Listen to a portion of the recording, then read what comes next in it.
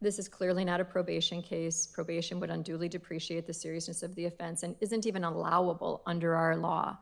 You are sentenced to a term of life imprisonment, and that is what the penalty is for a jury of your peers ultimately coming back and convicting you on first-degree intentional. In this case, I didn't see a restitution request. We are asking for a restitution hearing, and we've pre-selected a date. Thank you. We'll be setting restitution off to be determined at a later date. Relative to this matter, I have considered the seriousness of the offense. I have weighed your character, and as I've indicated, I find it wanting. I've also reflected on the needs of society, and are you a good risk? And sadly, you're not.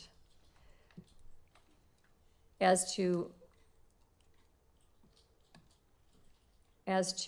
my sentence, relative to the nature of the offense, you are not eligible for challenge incarceration. You're clearly not eligible for any substance abuse programming. Restitution will be determined at a later date. You do need to submit a biological specimen to the state crime lab and pay the surcharge thereof.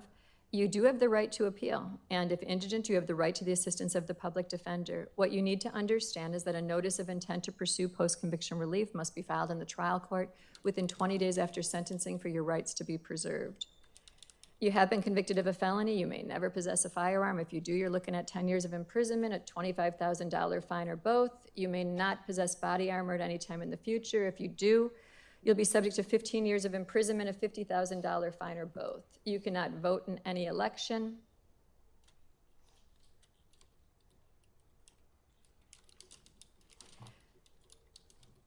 I'm going to waive all non-mandatory fees, costs, and assessments. I'm ultimately going to want payment for restitution first and foremost. So we're going to determine that on a later date.